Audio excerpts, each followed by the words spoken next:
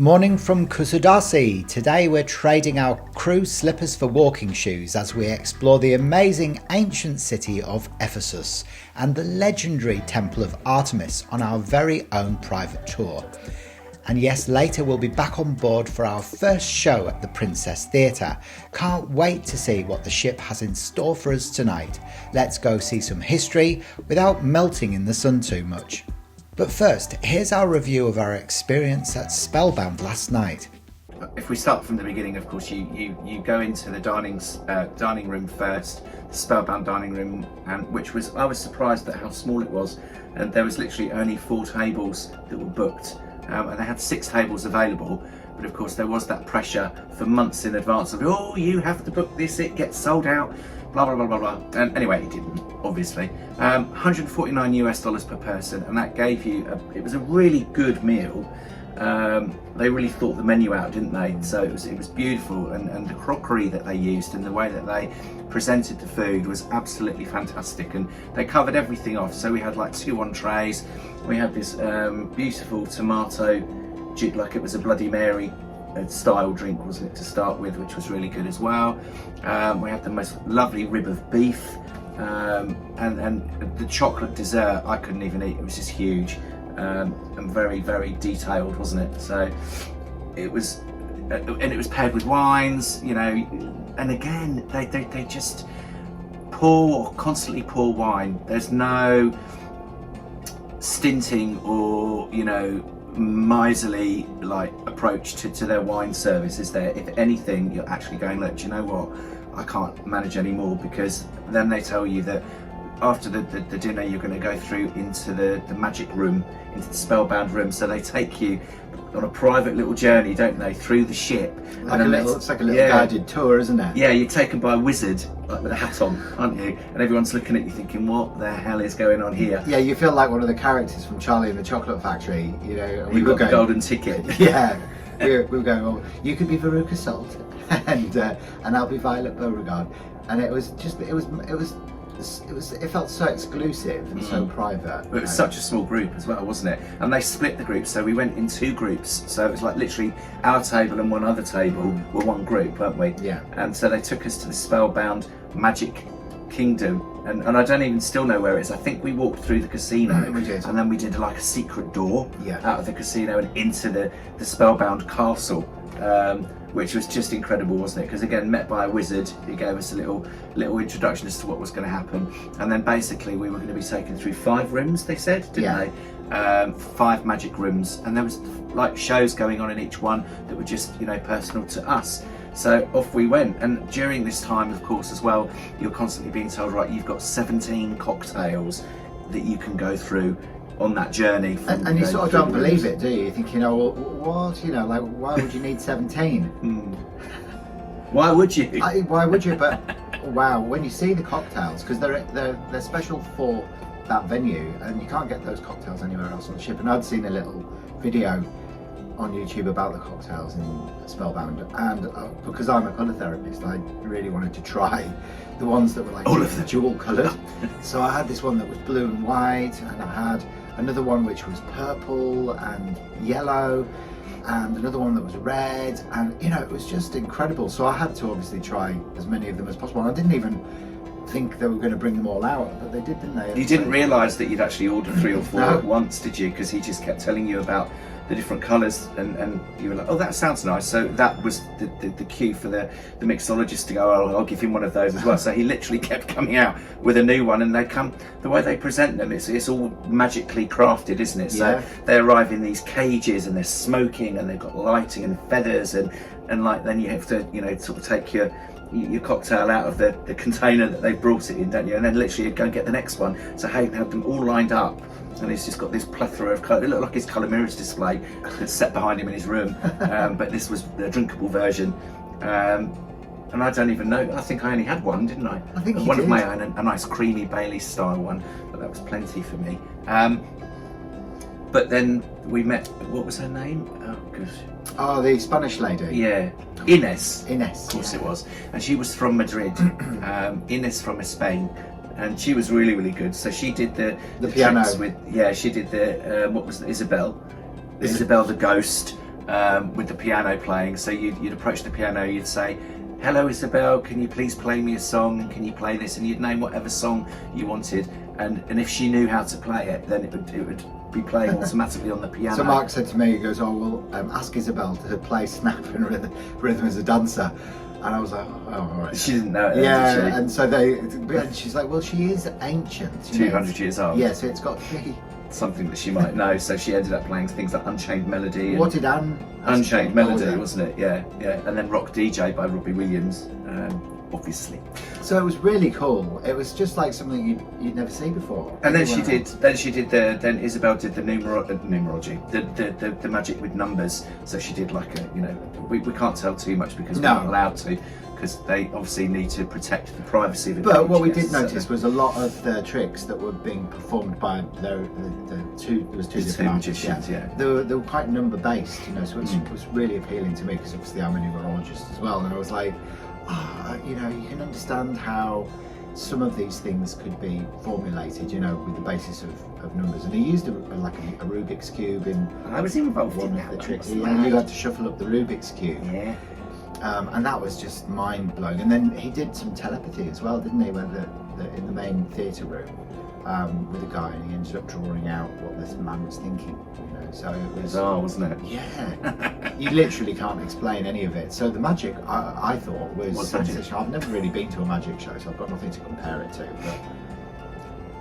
So I think you can probably gather from that we are very pro Spellbound, and anybody who's on Sun Princess should spend the $149 if they, are wanting a different experience and enjoy that, because it really was. We were all just in awe. We all thought it would be just a cruddy little magic thing, but it was really, really good, and we thoroughly enjoyed it. Yeah, just be prepared though for feeling a bit seedy the next day when you wake up. So we're actually going off on a little tour.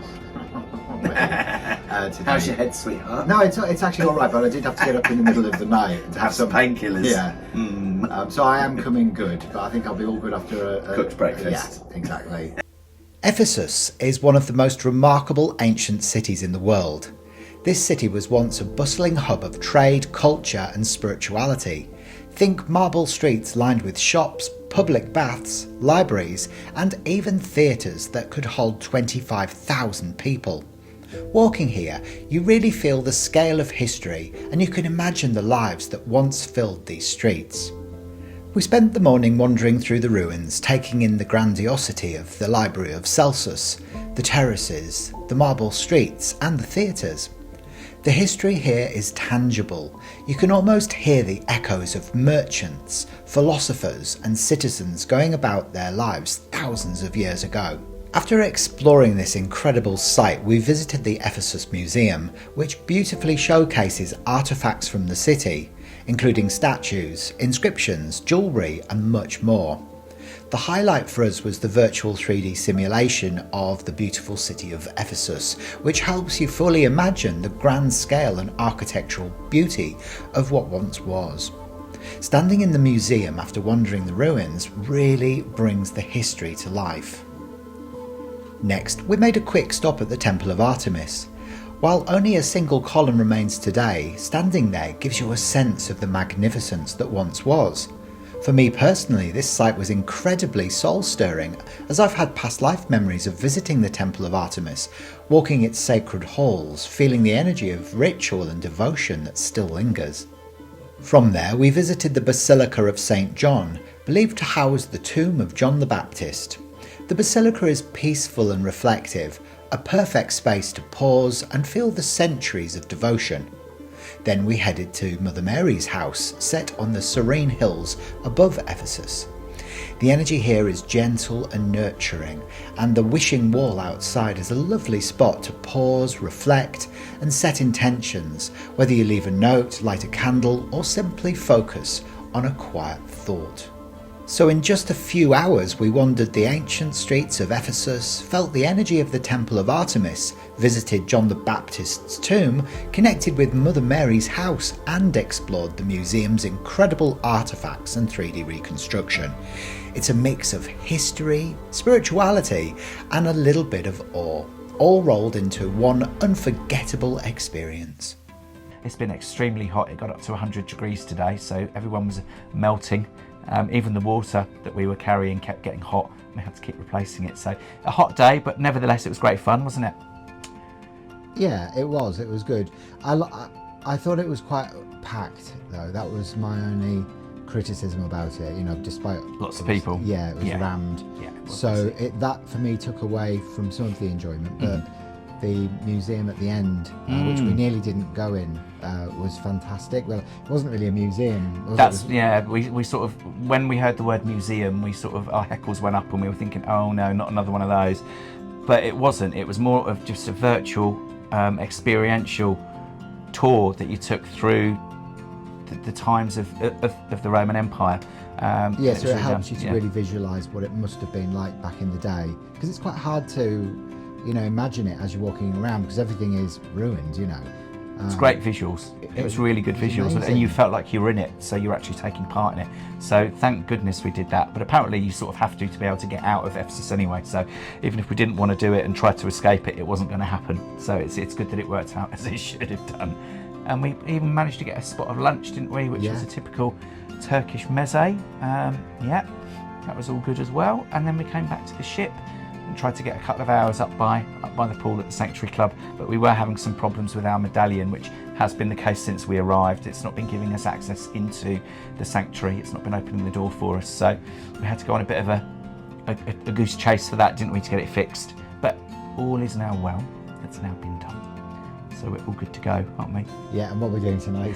Well, tonight we are going to be just keeping it low key. We are going to have a couple of drinks and cocktails at the Crooner's Bar, and then we're going to go and have dinner at the Sanctuary Restaurant, because we've already seen the menu for tonight and it looks pretty darn good, so we're going to be doing that. And then we may well go and do the Viva la Musica show in the theatre, in the Princess Arena, and then after that there is some salsa dancing going on in the Dome. So if we're still awake and Copus Mentis, we may just have a little wander. We actually really enjoyed the vibrant music and energetic dancing at the Princess Theatre. Even though the theatre was circular and much smaller than the one that we'd experienced on the Majestic Princess during our honeymoon, the performers delivered a truly professional and engaging show. Packed with colour, flashing lights and upbeat rhythms, it had us tapping our feet the whole way through. Next time on Hayden and Mark's Travels, we wake up in one of the most iconic Greek islands, Mykonos. Think dazzling white cobblestone streets, bright blue shutters and that incredible Mediterranean charm.